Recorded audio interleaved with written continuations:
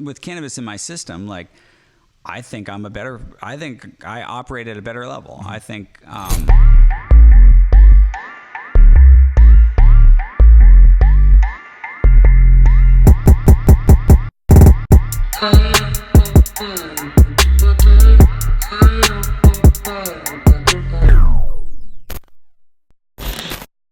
Here's where I'm at, and maybe I would love to hear new information about it because maybe I don't have all the variables. Is I think in the way we've talked about it, microdosing, edibles, the mints, I think by and large positive, responsible benefits, right? I still am pretty firm on, like, I don't think it should be smoked. Like, I don't think that that's a wise thing. I don't think we should put any smoke in our lungs, period. Yeah. You know what I mean? Would you agree with that? Or is there, or like, you know, cause I'm assuming the way you consume it is in this format. I'm not sure, but where are you at with like the smoke and putting the smoke into your lungs? That just doesn't feel right, but maybe I'm wrong. Yeah. I mean, you can eat it, you can smoke it, you can drink it, you could put it on your body. I think there's debate, obviously, on. Yeah, I haven't, for the sake of having kids and just, you know, a bong or a joint, that hasn't been my thing. Yeah. I have done that with friends, but, you know, keeping all that in a space, it just didn't feel right for me. Yeah. Like I have a vape, like a vape cartridge pen, which even too, you could go, oh, is that like, you know, what's that doing to your lungs? So I don't know. I mean, medically, but I also know smoking it versus eating it, like this is going to take you maybe an hour. It's quicker hitting, obviously, if you smoke it and you take that in. And so some people have, it's kind of their way of how they want to do that. For us on a company side, Christian Cannabis, I want to target an introductory market that's, you know, beginner market's not going to jump into smoking. Sure. We're not going to sell flower where it's like, oh, now pre-rolls. It's going to be very user friendly for somebody that's maybe never tried this. So like my wife's never smoked anything, ingested anything in her lungs. She says, anytime I go to the doctor, they ask me if I smoke. I always tell them, you know, I've never done any of that. Yeah.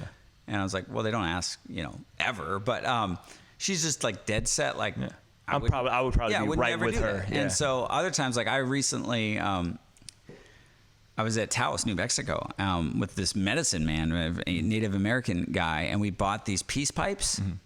And he did this blessing over it and the ceremony over it. And they do this mix with tobacco, you know, cannabis, and I'm losing one other ingredient. And it's some sort of flower, and they mix it all in this peace pipe, and it's a ceremony. I mean, they hold it up to, like, I got pictures. I mean, yeah, if I post it on Instagram and somebody sees me with this like big old peace pipe, oh, Craig's lost his mind. But it was like a very spiritual thing, and I took a hit on that, and it had been a long time since I'd done something like that, and it was like, yes, the quickness and the hard hitting, like a lot different. So I get why people do, you know, have their different ways of taking it in.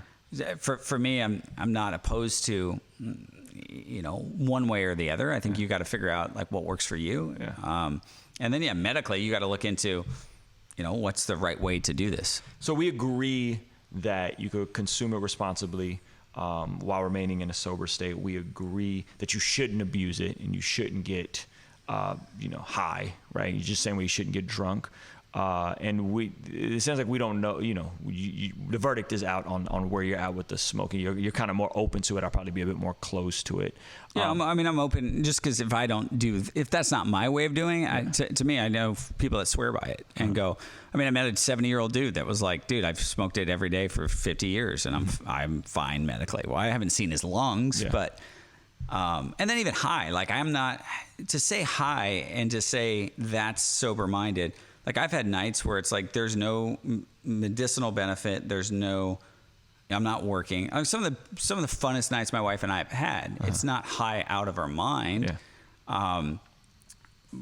because the doses we take at 5 and 10. But it's been some really fun nights where we're laughing, we're crying of laughter of just dumb stuff that you're just like, all right, what's wrong with this? You know, you see people that are just drinking. Eat, drink, and be merry, right? Like that would be. And the thing. So how do you take it now? How often do you take it? Why do you take it today? I would say, I mean, what I just read, like, I feel like for me in my, like with cannabis in my system, like, I think I operate at a better level. I think, on all aspects of my body, from somebody that's just been only operating out of my headspace of like, I'm more in tune with how everything's operating. And so whether that's a creative space,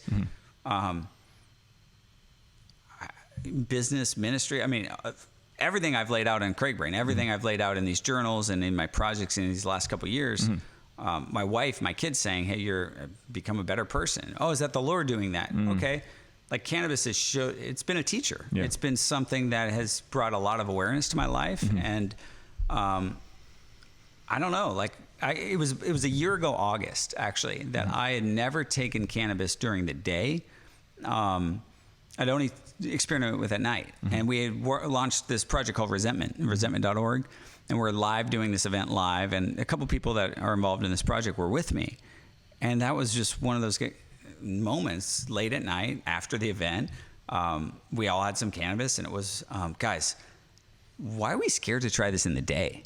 Like literally, like look what we've been creating at night and look what all this stuff's been happening. Right. And it wasn't like I'm going to be high every day since then. But when I look at what's happened since August in my life, of last year was probably the first time where it was like, oh, I don't wake up every day and take something. But depending on things. So you said maybe weekly, every couple of times a week? Yeah, no, I would say probably now 4 to 6 times a week, where it's just like, and it just depends on what's going on. But I think somehow, like, I can tell kind of when that's throughout my system of just, even my body of like, I used to get massages and people would be like, oh, you're so tight and tense. And a lot of that's just gone. And, but I've done a lot of other things. I moved to the beach because it was like, hey, I need a slower pace. For me, it was just a wake-up call of my wife saying, I can't do 20 more years. Mary, do you like this? And you got to chill, man. Yeah. And so it's just like, now you meet me and people that have met me since, or it's just like, there's a lot of people that don't like the new Craig because they're like, oh, I'm not as maybe productive and running at the pace that I used to be, but I'm in a way better space and I like it. And so I attribute a lot of that to the awareness that this has brought. But it's not a dependency either. But I do enjoy, I mean, you talk to Snoop and it's like, oh, why do you do, it's like, I like how I feel on this. And, I talked to this other guy, like Standing Deer, who's this Native American guy. It's like, why do you use it? He's like, it just keeps me cool. And jokingly, as a 70-year-old man saying that, and then he's like, I just eat it. And so I think your cannabinoid system, I mean, all the stuff that's going on, and we're all different. And what it might do for me might not have any of those same effects, or you might not need it. Yeah, that's good. That's good, man. Thank you. I think we covered a lot. I think hopefully this opens some minds. Do you have any final thoughts before we end this thing? Final thoughts? Yeah, I would just say there's going to be more and more conversation about this, and so maybe listen before you speak. You're with Amazon, with Netflix, with the internet. There's so much available for us to read and study up on. And instead of like, why do I need that? I think even just going on ChristianCannabis.com and reading the stories that are published on our site of people's personal experiences. And then my experience that I've had with the Lord, like how that infringes on somebody else's experience, like, man, allowing everybody to have their own experience, I think, instead of being threatened by, well, some guy said this and that's going to affect me and the Lord. And I think there's a lot more that we can learn, and there's going to be things in your city. There's going to be things like I'm going to an event next week at WeWork that they're putting on, and it's called a CBD Worth All the Hype. When you see everybody getting into this industry and you don't know what you don't know yet, and so do your research and definitely watch some of these documentaries that we've mentioned here. Yeah, it's good. Yeah, I would say in closing, man, you guys just don't be afraid. Like, don't be scared. Don't be afraid of something you don't understand.